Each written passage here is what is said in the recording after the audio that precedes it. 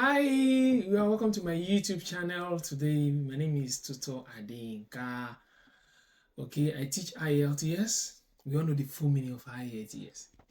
International English Language Testing System.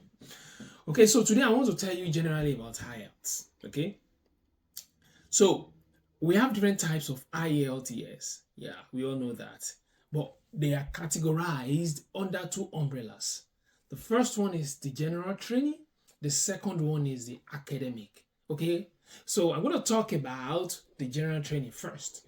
Okay, so the general training is a kind of test that is taken by, let me say, skilled workers. If you want to go to a country, you want to go and work basically in a country, an English-speaking country. So you are meant to sit general training IELTS. Okay, don't mix it up with the other one. So the second one is the academic IELTS. So who are the people that sit this test? So these are the people that are going to another country for studies. Okay, if you're also a doctor, you have to sit this IELTS, especially if you are going to the UK for work. Okay, you have to sit this type of high IELTS. So it is a compulsory. Or if you are a nurse, you want to go to the UK to go and work, you have to sit this type of IELTS. Okay, so these are the two types of IELTS. Okay, so let me talk about other types of IELTS that we have under these two umbrellas or these two categories. So under general training category, we have the one that is called general training UKVI. Okay, so this type of test is meant for people going to the UK to go and work as a caregiver. Okay, yes, so that is one. Then under academic, we have academic UKVI as well, the counterpart. Okay, some people accept it. Sometimes they call it CELT. If you Google it, yeah, they call it CELT. So some schools accept it as well, okay, as a form of, just to prove your proficiency in English language, okay? So having said that, we still have other types of IELTS. What are those types of IELTS? We have the A skill and the B skill.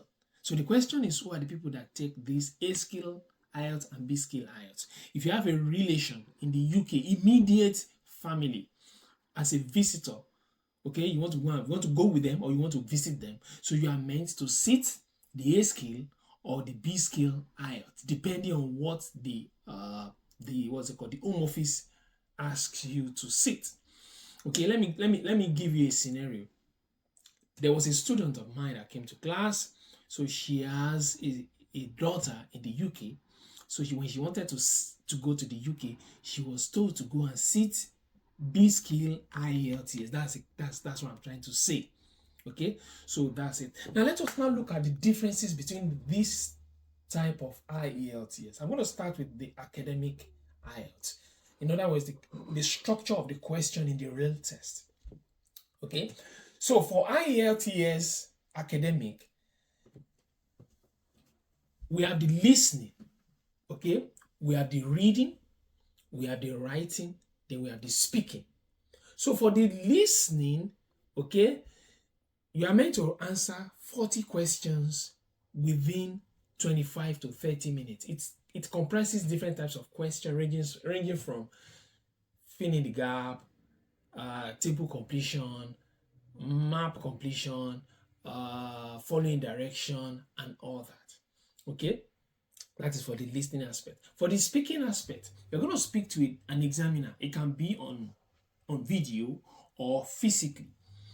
Okay, the test will last for about 11 to 14 minutes. Okay, the questions are generally about the test taker. Okay, where you work, what you do for a living, your relative, your best food, and all that. Okay, that is what speaking is all about. It has three parts. There is part one, there is part two, and there is part three. The part one is about you, like I said, what you do every day. That's part one. Part two has to do with a topic. You'll be given a topic. So in this topic, you will talk for about 1 to 2 minutes, depending on the examiner. So the examiner controls the time of your talking. And part three, okay, has to do with the questions that are formed. You are going to answer questions that are formed from what you have discussed or what you have talked about in part 2. Okay, that's for speaking. Now let's talk about the reading, academic reading. So academic reading, or in an academic reading questions, you have about 40 questions to be answered in 1 hour. Okay, it is important to know that you are going to have 3 long passages with a combination of different types of questions, matching headings, sentence completion, paragraph completion, matching information to paragraphs, true, false, not given, or yes, no, not given. Okay, these are the types of questions. Okay, then the last but not the least is the writing aspect of it. Okay, you are going to be given 2 questions. We call it task. So there is task 1 and there is task 2. So for task 1, you have different types of questions as well. Okay, you don't have choice. Let's note that. What I mean by that is you cannot pick. They will just give you one of the series of questions they have. And they have about 6 to 7 types of questions. We have the pie chart, we have the bar chart, we have the table, we have a table combined with a chart, we have processing and comparison of sites. You can see. So you'll be given one of them. So you need to understand how to write on all these type of questions before you go for your test. Okay, now that's for task 1. For task 2, you'll be given an essay. So in the essay, it's usually about a topic. We have different types of essay. I've done that in one of my videos. Okay, discuss both views and give you an opinion. Do you agree or disagree? Double essay questions, one-way questions. Is this a positive or negative development? And so on and so forth like that. Okay, so you have 40 minutes to complete this particular task as well. But in all, for writing, you have 1 hour to finish up. Okay, so one of the things that are very important about writing is never write below the number of words that are required. For instance, task 1, you are meant to write 150 words. Okay, in task 2, you are meant to write 250 words. Okay, so that is for writing and that's for academic. Okay, now let me now talk about general training questions. Okay, it is very important to know that the listening and the speaking of general training and academic questions are the same. So there is no disparity. Okay, the only disparity occurs in writing task 1 and reading.